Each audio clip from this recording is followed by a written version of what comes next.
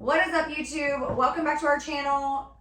We are continuing with this series all about bearded dragons. Today we are talking about diseases, illnesses, and all the things that can go wrong when you own a bearded dragon and the things to watch out for with health issues. But before we get started, per usual, we would like to give a big shout out to all of our patrons on Patreon supporting us every month. You guys are amazing, pouring into us. We are a nonprofit organization, so we rely solely on donations, and our patrons are always there to help us out. Look at our next video because the patron of the month will be shouted out, and that patron is going to get some special perks from us, so stay tuned for that. And make sure you check out our Patreon if you want to be a part of all of that. It's going to be in the description down below, so make sure you click on that link tree and check us out on all of our socials. We're not really that cool, but we pretend to be. So you guys are going to see a lot of cool stuff. And what happened today? You want to say it? Say it, yeah. We can't say where, but what happened today? We got a facility. We got a facility? Yeah. We got a real, actual facility where we will move all of our critters and actually be able to conduct business here in Marietta, Ohio. So if you guys are looking for something fun to do, if you're in our area, stay tuned because we will share all the details on this channel and let you guys know exactly what we're going to be doing. We're going to be hosting events. We're going to be doing all kinds of stuff. There's excitement. We have gone over pretty much everything about beardies, all of the fun, exciting stuff, the different morphs, the different species, and where you can find them, how much they're going to be, how to set up your enclosure. But a huge factor of owning animals and the reality of owning animals is that sometimes they get sick. So what kinds of things can bearded dragons get? And what do you look for in your bearded dragon to recognize illness and disease? And how can you prevent it? So starting off, the very first disease we're going to cover is called CANV. I'm gonna try to pronounce this, but I'm probably gonna butcher it, so bear with me. Chrysosporium anamorph of Nanazeopsis brucei. That was not right.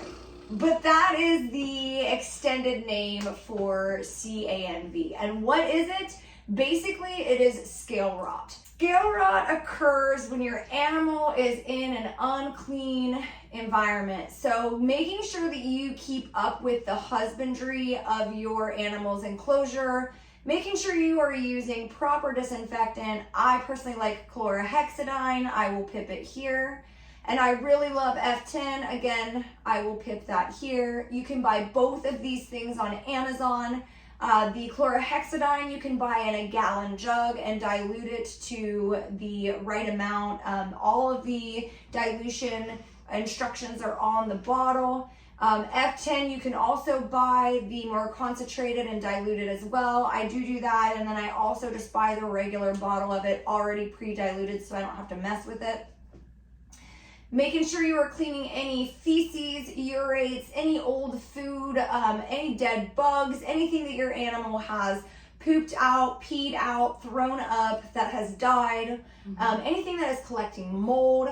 So basically clean your enclosure every single day. Spot clean here and there, but then do one good sweep of your enclosure, once every 5-ish days? Yeah. With the chlorhexidine and all the things.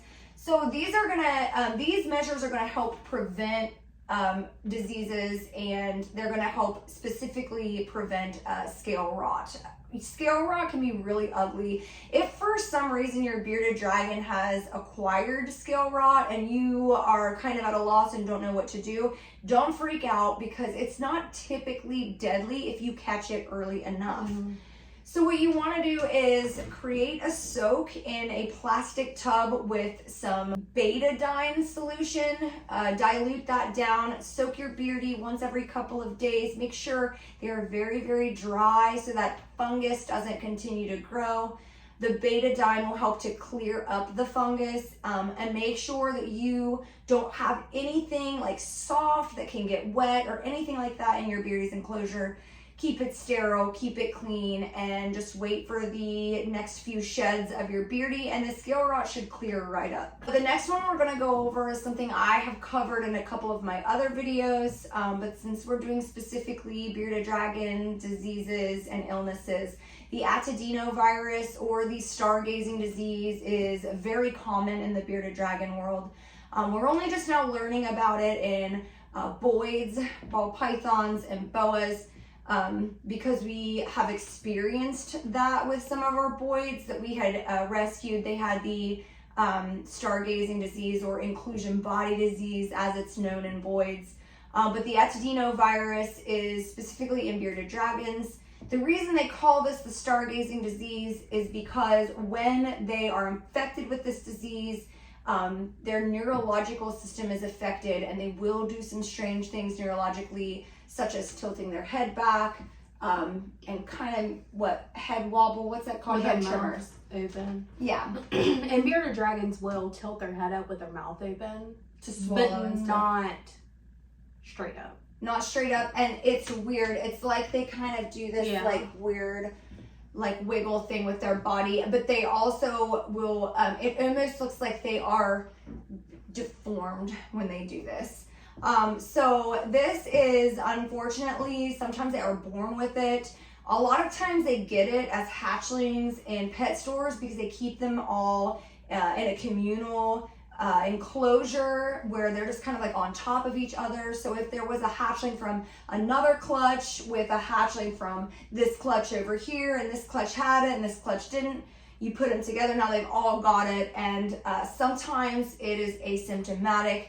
So you don't know that your bearded dragon has it. You bring home your bearded dragon with no symptoms of the atadenovirus or the stargazing disease.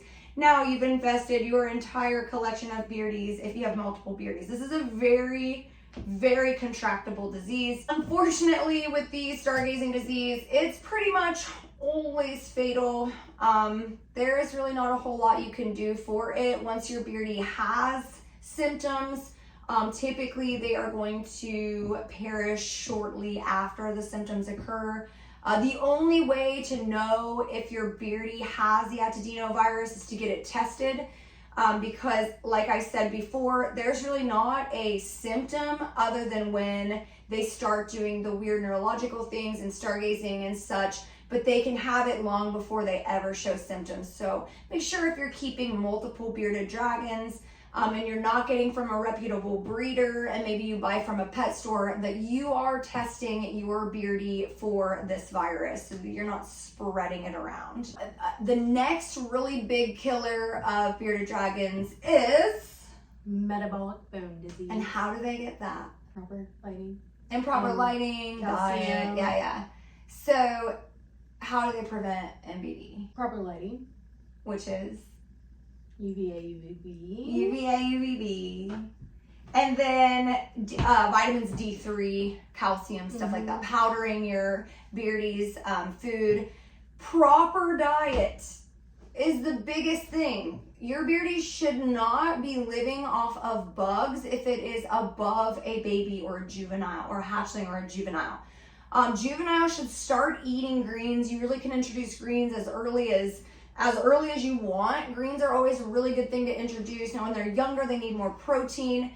They need those vital fats that are in the bugs. But as they get older, they are less needing of the fats and proteins, and more needing of the essential vitamins in their salads, their vegetables, specifically your dark leafy greens. Stay away from kale. It's a calcium blocker. I keep hearing to stay away from spinach, but I've not seen anything really conclusive on that. So if you know something about spinach, or you have a reputable article or something that you have read, please comment below and let me know where I can find more information on that.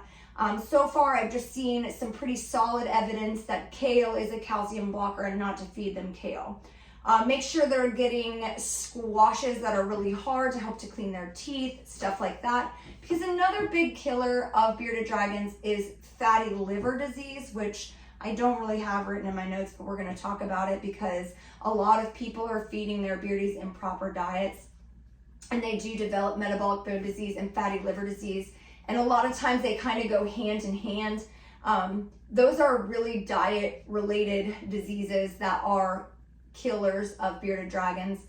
Adult bearded dragons, my adult bearded dragon only gets bugs every couple of days, and she does not eat bugs every day. She gets a salad in the mornings.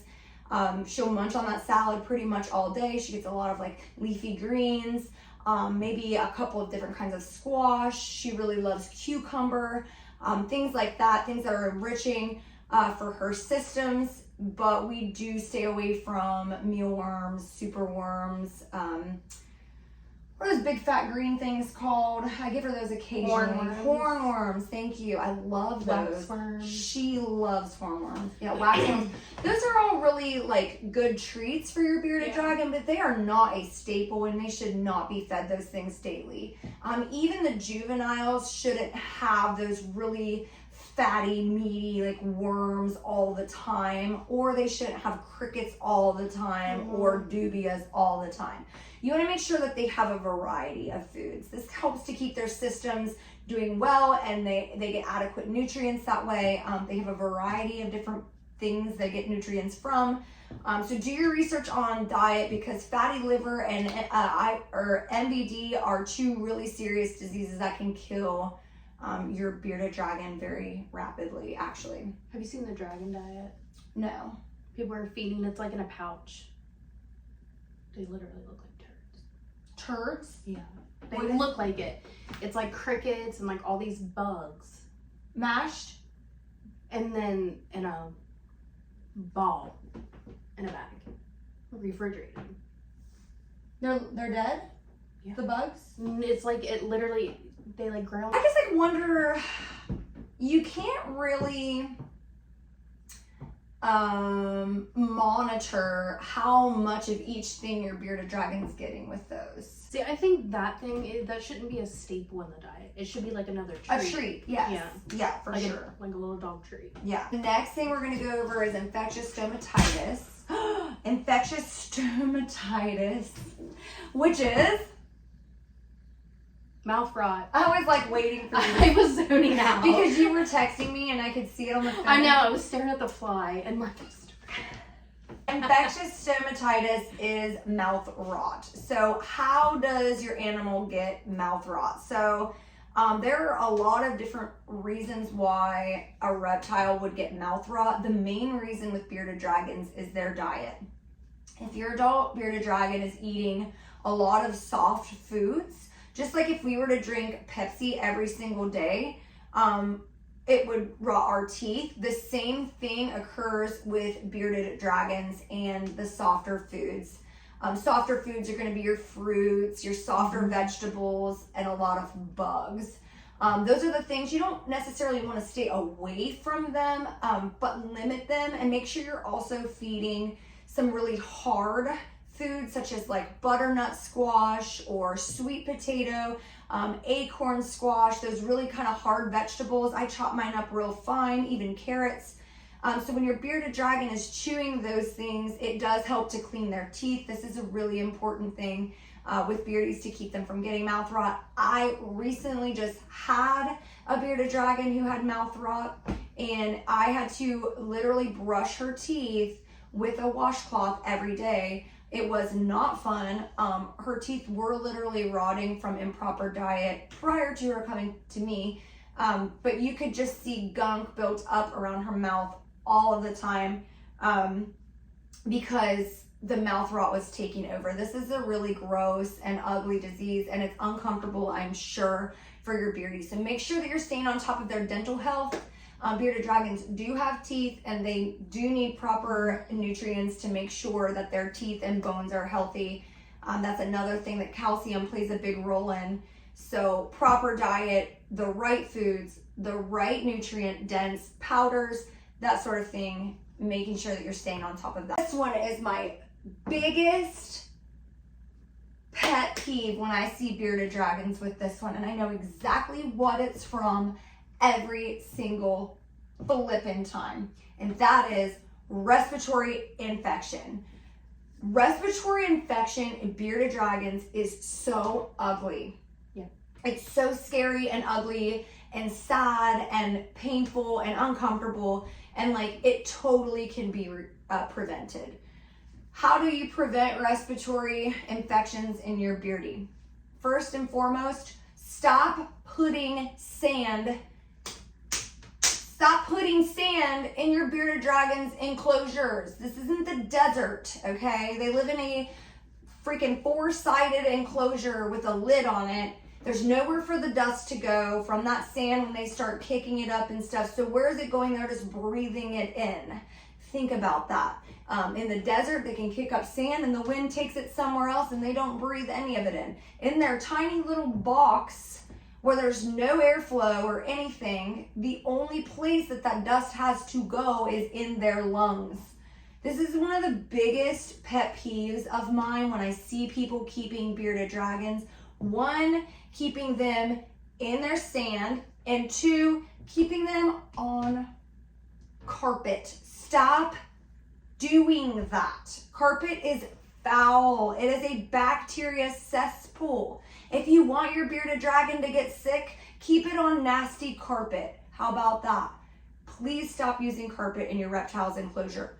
Please stop keeping carpet in your reptile enclosures. That goes for ball pythons, leopard geckos, bearded dragons. I don't care what it is. It's like putting carpet in your bathroom. Quit doing it. It's like putting carpet in your bathroom, but there's no toilet, so you just poop on the carpet and then clean it up and think it's okay. Think about that. That's foul. Stop doing that to your animal. Stop it. It's literally my biggest pet peeve. Substrate and husbandry is the most important thing with your animals. So like, do your research and use your brain. It's common sense to me, but I know it's not for everyone. But if you really think about it, think about the sand and think about the carpet. So you're like, okay, well, what do I use? Nothing.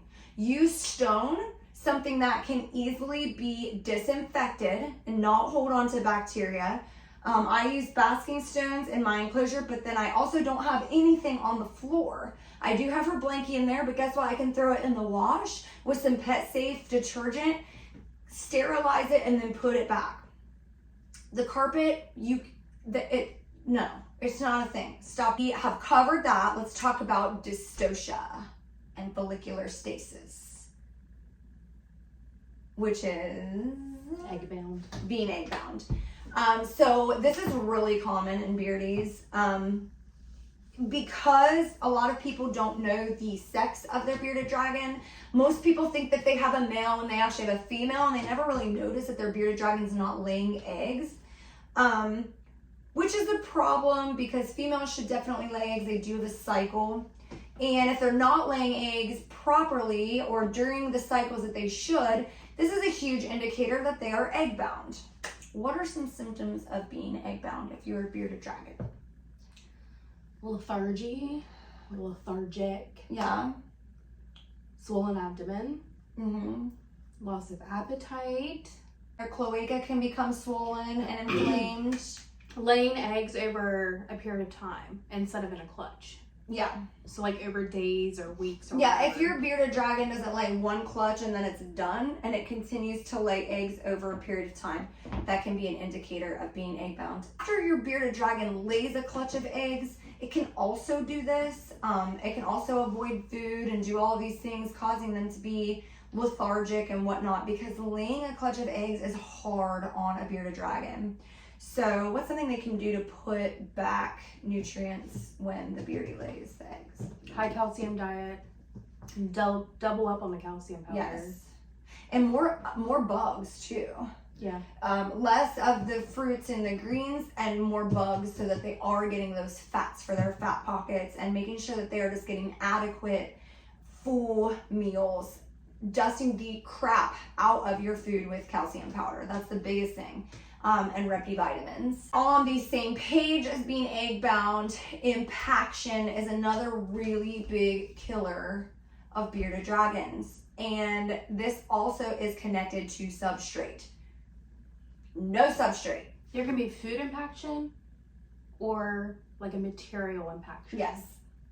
Yeah, and a lot of times if they're eating bugs in their enclosure and they're going after the bug and they have a substrate, they're getting that substrate into their bodies. Bearded dragons are so sensitive. They're a really sensitive animal. So they are very likely to get impacted more so than other animals.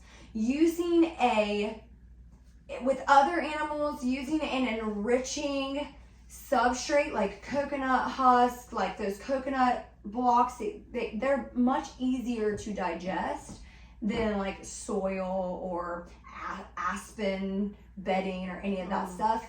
But beardies, in my opinion, should not have substrate in their enclosures at all. Just they're so sensitive. Yes, and so with food impaction, make sure you're cutting the rinds off of things, which we just learned that not that long ago, that some of the food, speaking of beardies. So on that note, we just had a loose hissing cockroach in the invert room, and Betty made sure to take care of that, didn't you? If there is a loose hisser in here, Betty finds it every time. But by the way, they were babies because we just had a whole bunch of hissing cockroaches, which were born, like 3 weeks ago maybe, in the invert room.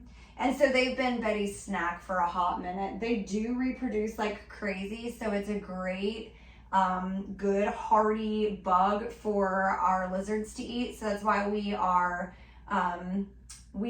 colonizing them. I have one big male. I've been kind of putting him back and forth into our enclosures with the females to try to get them to be gravid, right? Yeah. On that note, obviously we are pretty adamantly against substrate in your bearded dragon's enclosure. We are pretty adamantly against carpet in your bearded dragon's enclosure, using stone, things like that.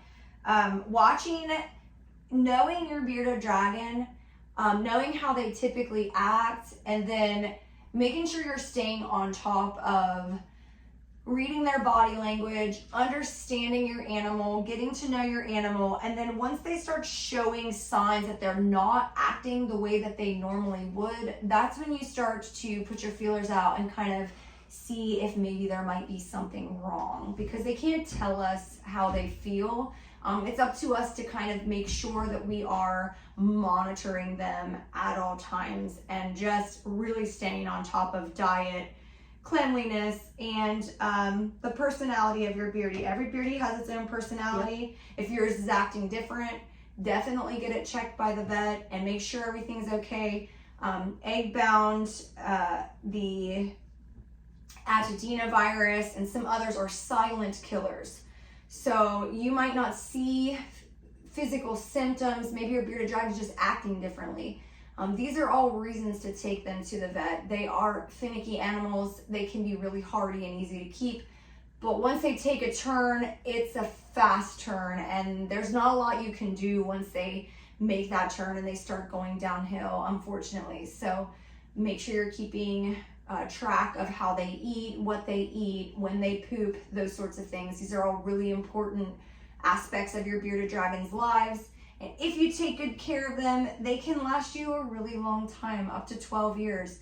So hopefully these videos have helped you in some way with keeping your animal. And make sure you stay tuned, because next month we have a whole new topic for you on a whole new species, and we will be diving into one of the most commonly kept snakes in the reptile community. So make sure you are staying tuned and hitting the subscribe button, liking the videos, and make sure you comment below what you think. Engaging with us helps to boost our posts and keeps us really active on YouTube and up with the algorithms. So we really appreciate any kind of engagement that you can possibly give us. We'll see you next week for something else really